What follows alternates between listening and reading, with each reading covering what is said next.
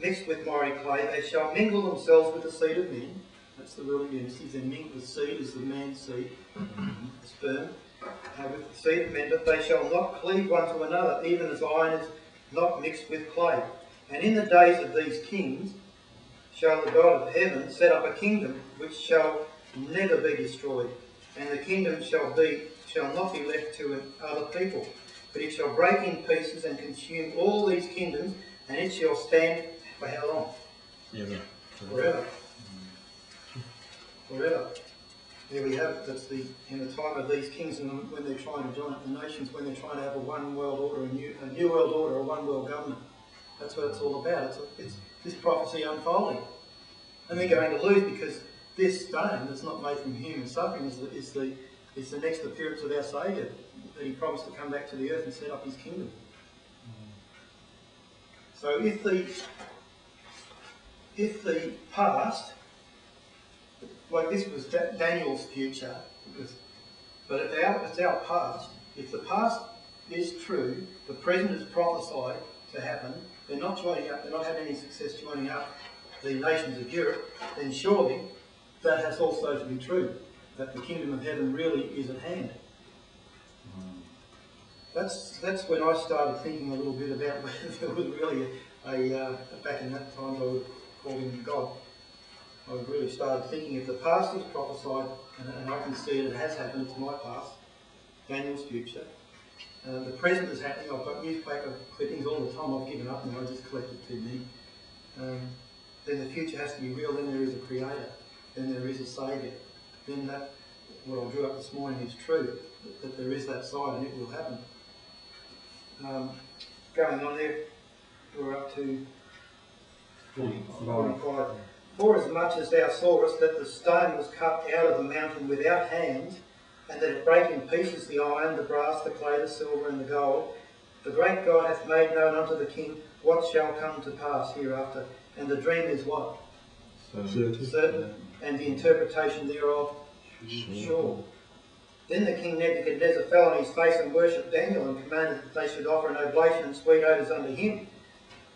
And it goes on there a little bit more, but that's the main crux of that matter, is that we're living in the times of those kings, and that's what we might be trying to fight that new world order.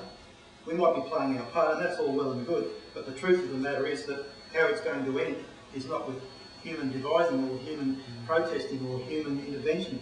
It's going to be the second coming of the Saviour to really redeem us. That's what the redemption is about. That's what real redemption is, and that's what it's about. So from that prophecy, we read about first, second, third, and fourth kingdom. First, second, third, fourth kingdom, and then the feet of iron and clay.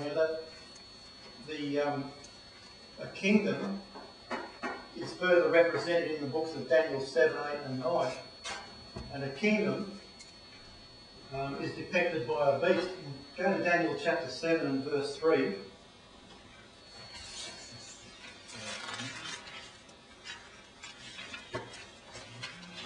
Sorry, what was that one? Daniel 7, yes. A few pages over, and verse 3.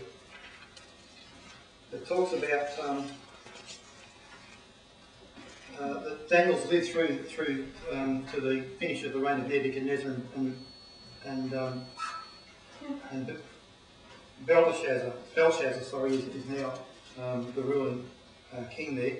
But Daniel talks about beasts. In 4 great beasts came up from the sea, diverse from one from another. Now, a beast in Bible prophecy is a nation.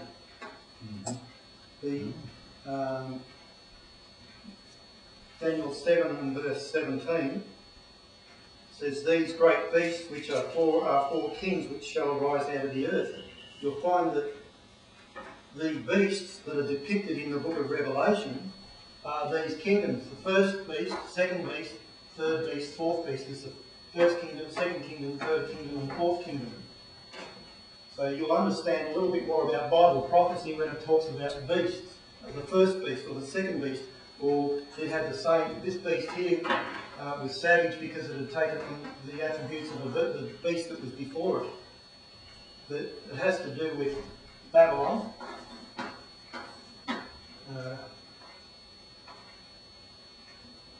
Medo-Persia, Greece, and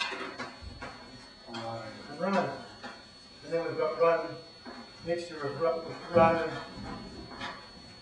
Roman power and authority in these Peter, iron and clay.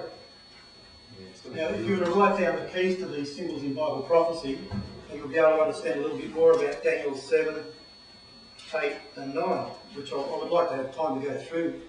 But if you understand the winds in Bible prophecy alone, I'm only talking about in Bible prophecy for these here. Don't go reading the Bible and think every time you see the word winds or waters or this that it represents these things. It's only in Bible prophecy where it's used in Bible prophecy.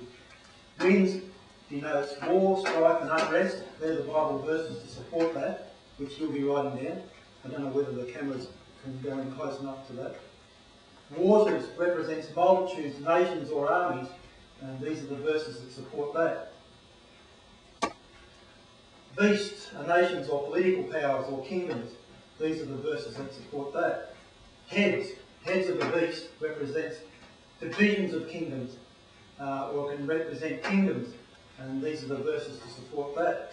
Horns, the horns on the head of the beast can represent a king or kingdoms, divisions of kingdoms, or authority. Wings, as a leopard with wings, you'll read about a leopard with wings in the book of Daniel chapter 7. It has 4 wings. Wings in Bible prophecy only denotes the swiftness of conquest in a battle or a war, the extent of the conquest or the movement. Generally very fast and quick, swift conquer of a nation.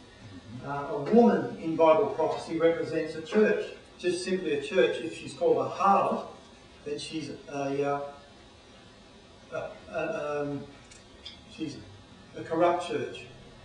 If she's a virgin, she's a pure church.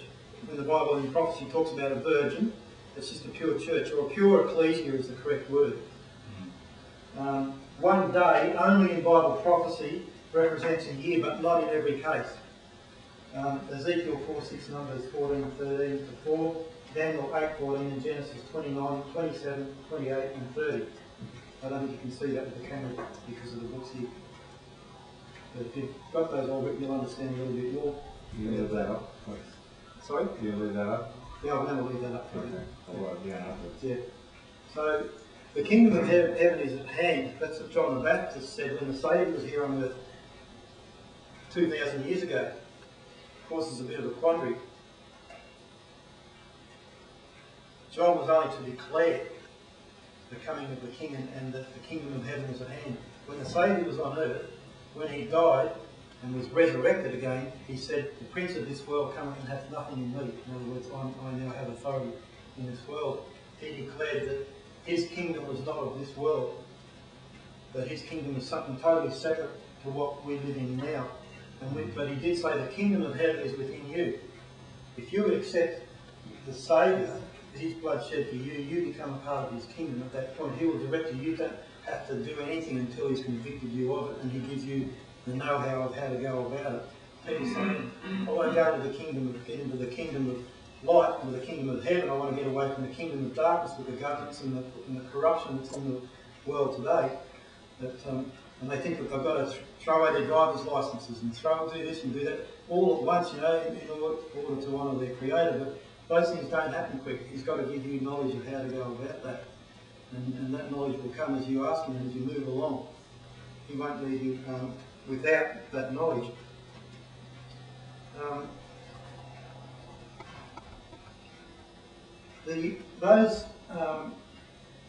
What happened when the Babylonian religion, they were pure sun worshippers. There was Nimrod. You can read about Nimrod in the Bible. If you wanted to, someone wanted to practice using the concordance. Come on, Dane, look up Nimrod. And just tell me where you find the first mention of Nimrod. Nimrod.